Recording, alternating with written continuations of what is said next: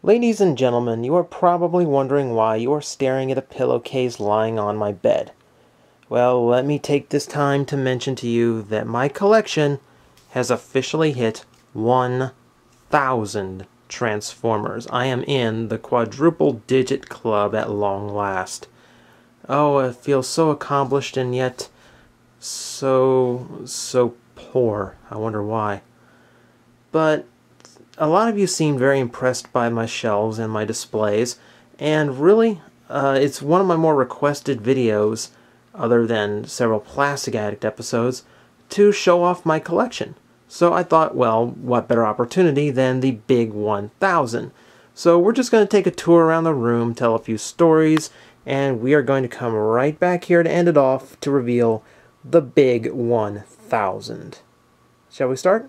Well, I guess this is as good a place to start as any, so we'll pan... Oh, hang on, those are just absolutely random toys, not Transformers. Okay, moving on. My Alternators Shelf. By far my biggest shelf, I think, if you count it as one shelf. It's actually a complete set of alternators, aside from Grimlock there, who's the Vinyl Tech version, actually. And there's only one you don't see. You'll see him later on. I was actually quite proud of this. I really liked alternators. We move down, and ooh, we have Mighty Mugs down here. Never did find Grimlock or Starscream. That was unfortunate. Moving over. Oh God, Titanium. Okay, I'm sorry, that caught me off guard. I was so selective about this line, but you can see in the back there's still a few I'm not too proud of. And one in the front I'm really not proud of. Moving down, my masterpiece Starscream. My big Unicron statue that I won off TFW. Awesome. And another little statue. And I think this is an opportune time to let you know, City Commander does not count in my collection since he's not official. And for similar reasons, knockoffs like Mini Stater here don't count either. And tucked away in its own little mini shelf, my Matrix of Leadership statue, and the only shelf space I had that perfectly fit my few 3-inch titaniums. We look high up into the top of my closet now to see where I keep all of my supreme-sized giants, or at least ones that are big enough to count. Yeah, this is actually a necessity because I was running out of space. My Universe and Classics Decepticons with Legends figures thrown in. I didn't have any other space for them. Yeah, there's a few infiltrators here. Mainly my music label Soundwave. He's stuffed in, and like I said, I didn't have any more room for Legends anywhere else. Moving down a little bit more, look at that, Robot Heroes. I was so addicted to these things. This is actually a complete set all the way up until the two canceled G1 and Beast Wars waves. Oh, and the RID wave too. It broke my heart. I wanted my Victory Saber so bad.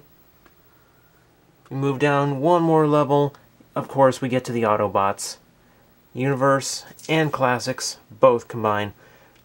I'm really upset because the only one missing here was Beachcomber. I never managed to pick it up. Yeah, my area sucks for Legends. But you know what? I'm thrilled as it is. And I guess I'll show off where the real gears are right now. These things have been passed around so much. Oh, yeah, there's a couple of Koro Qs. And yeah, that's Kefka. He's not a Transformer. Moving on. I don't know, these have bounced around more than anything in my collection, I think. Hi, Ken. And we'll get a good shot of Brave Maximus as well, in all of his glory on his own shelf. Okay, aside from a few of my more favorite Mugenbein. Now here we have a shelf filled with random Megatrons and some not-so-Megatrons.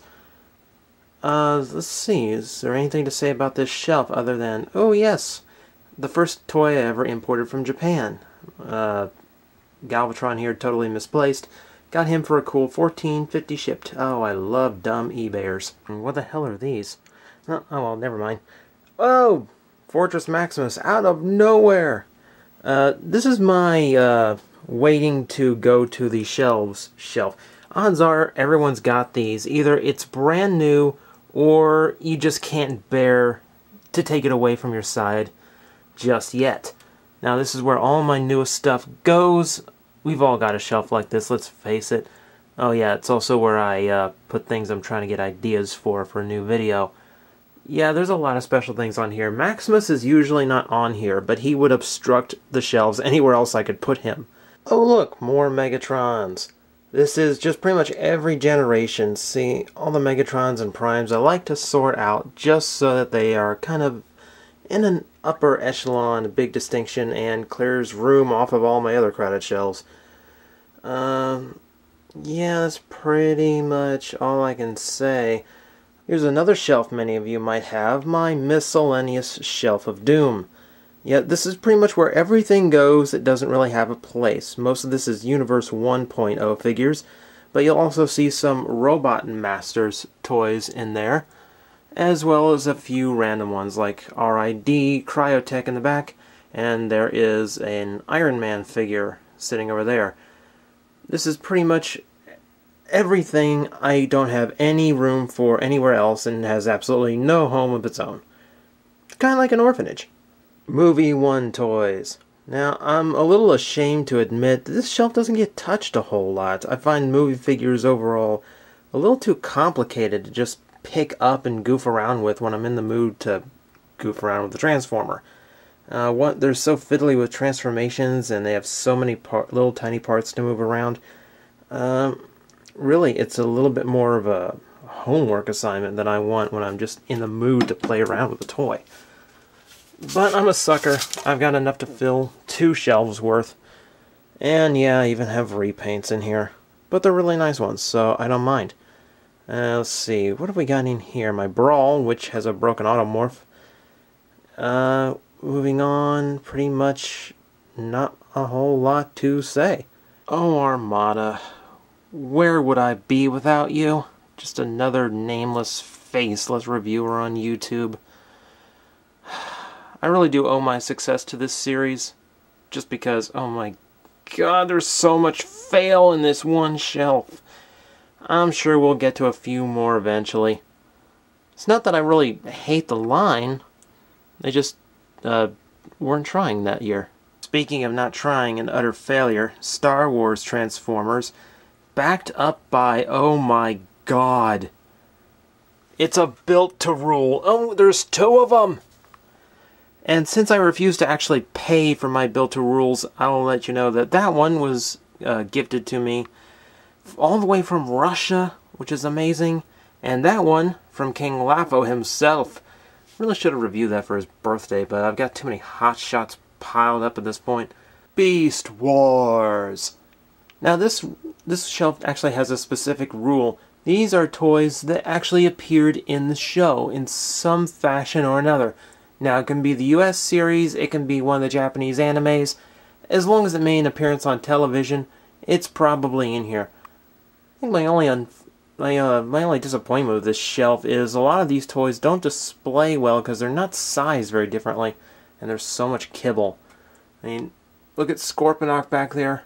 You wouldn't even notice him if it wasn't for his tail sticking up. Cybertron. I will be honest, this is my absolute favorite series. Mostly because this is where you got everything. You want your futuristic cars? You got them. You want your futuristic ships? Sure, why not? Oh, you want realistic? Well, we got realistic cars, helicopters, we got realistic jets. Oh, you want beasts? Oh, we got them too.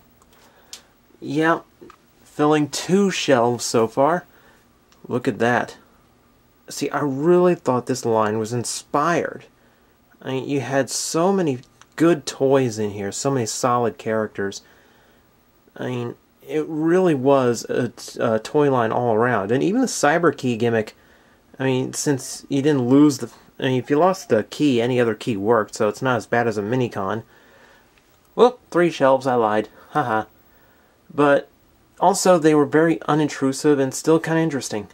And they really provided some of the best molds. That is my favorite version of Starscream ever. Oh, man. Yeah, I bought almost all the repaints, too. I was such a sucker for this line. Speaking of suck, here's the Beast Machines. Okay, you people are solely to blame for it being this full, alright?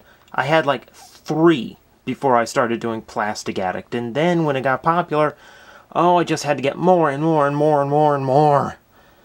But this shelf was mostly built on donations and very, very good trades in my favor. Megatron there, as well as Night Scream, were provided by Fair Lady Z.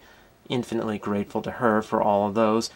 Let's see, she actually provided Blast Charge too, and Beast Changer, and Tankor. I'm not reviewing him though, he's nice. And someone also donated this Supreme Cheetor. We will get to you. You will be a very big episode, so it might be a while. Generation 1.